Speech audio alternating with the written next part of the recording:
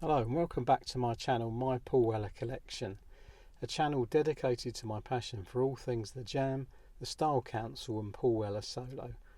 As a fan of 45 years, I've amassed a collection of records, CDs, cassettes, bootlegs, books, posters and fanzines. I'll showcase some of the more notable and sometimes hard to find items, including some treasures I've yet to open. Join me in a deep dive into my Paul Weller collection. In today's video is Paul Weller fully illustrated book and interview disc, the unauthorised edition. This came out in 1996 in the UK on CD. It's a deluxe edition, it's an unofficial release, an audio biography on the Sound and Media Limited label. I bought this in HMV in Crawley on the day of release.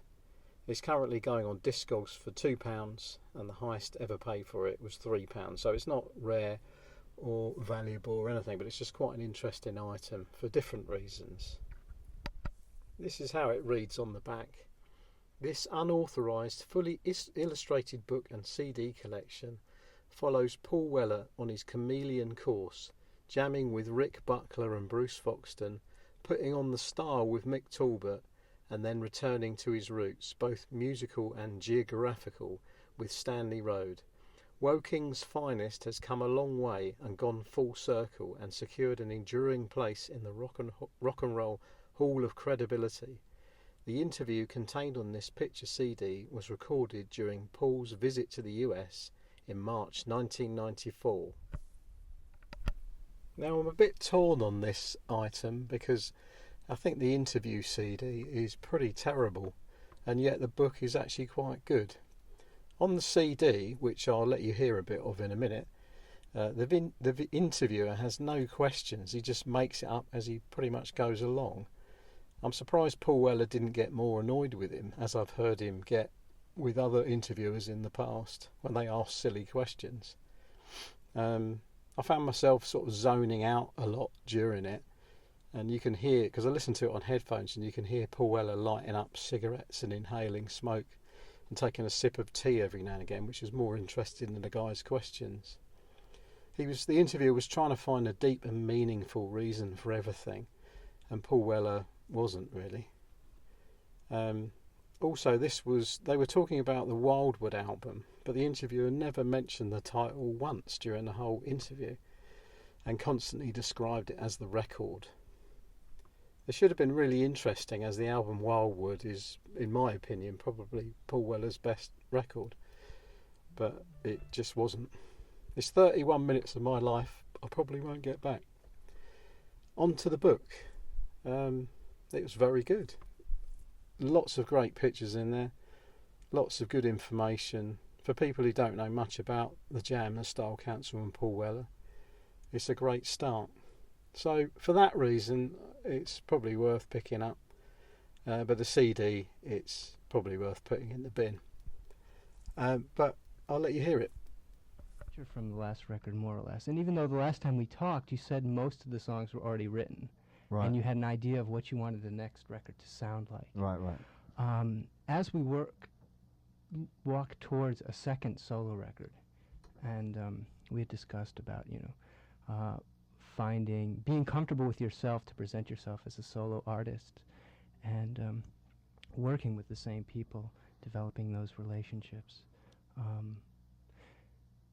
The sound of the record is maybe where I want to start, because it is a unique sounding record, and it encapsulates a lot of things, although the sensibility cannot be mistaken for anything but your sensibility.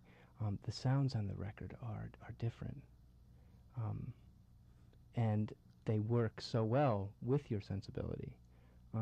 Has there been a process by which you've become more comfortable with writing songs that allows you to pay more attention to other aspects of sound rather than just structure, but actually crafting the sounds which make up this? Listen, all we did, right, was stick some microphones up in front of the kit, put one in front of the guitar amp and the bass amp, and that was it, Simple as that. You know, it's like old style recording. You know, just a live band playing in the studio, and basically just trying to get a much rounder, warmer sound on the instruments. You know, which is why a lot of people say it sounds very 60s or 70s. You know, It sounds very live. but it is live, and they practically all of them are live takes. You know, and a lot of the vocals are live. You know, the actual vocal from the take and stuff. You know. So we try to keep it as natural as possible, but I don't think there's any kind of real big mystique, to be honest. It's just, you know, just people playing music and, you know, old style of recording, I guess. Yeah. There's but I don't like a lot of contemporary sounding records. I mean, just the actual production and the actual sound of them. You know, they've got a very kind of, they've got a very kind of, the way the drums are very kind of glassy and digital sounding, you know. Everything's digitised, you know. So we kind of work on that, I guess, quite a lot. And try and make it sound more warmer and more like analogue sounding. Well, each song has its own treatment as well. The drums on certain songs are different than the drums on other songs. That really work to articulate what the song is about, and that's maybe what I'm getting at. And the use of a Wurlitzer and things like this. There's so many little parts. When you were saying, "Oh, it's just live, we just did it." Right. There's so many little intricacies that really help to orchestrate the themes of the music. So in one sense, it's very live and immediate, and in another sense, I wanted to say complex and simple, but it's intricate. It's the word that I was looking for. That just dawned on me. The arrangements and stuff are at times, and yeah, I mean the way that the instruments are arranged in places and stuff. But I guess we learned quite a lot from that first solo album. You know, talking about those kind of things, the production or arranging the instruments. But we tried to cut it all down a lot as well, and give it more space, you know, so the songs came out more. And the other thing that you're known for is your use of structure and the way parts of the music come into, and it's very structured music. But on this album, you seem to embrace the solo a little bit more, right? And the grooves that you're comfortable with have been expanded upon, and this I can only attribute to actually a confidence in letting that happen.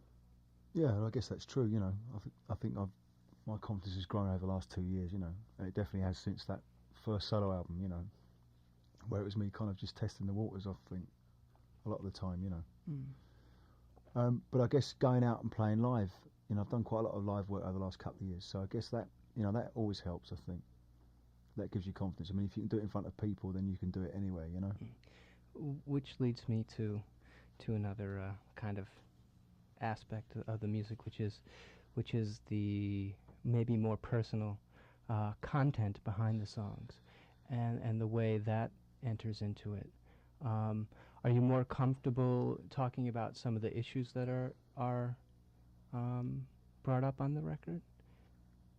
Up to a point, but I don't like to explain a whole song away because I think it kind of spoils it for people listening. You know, I always liked that thing when I was a kid when I couldn't always make out the lyrics on songs, so you make your own up or you had your own idea, and then you read an interview with the artist and they had a totally different meaning for it. You know, to your own meaning.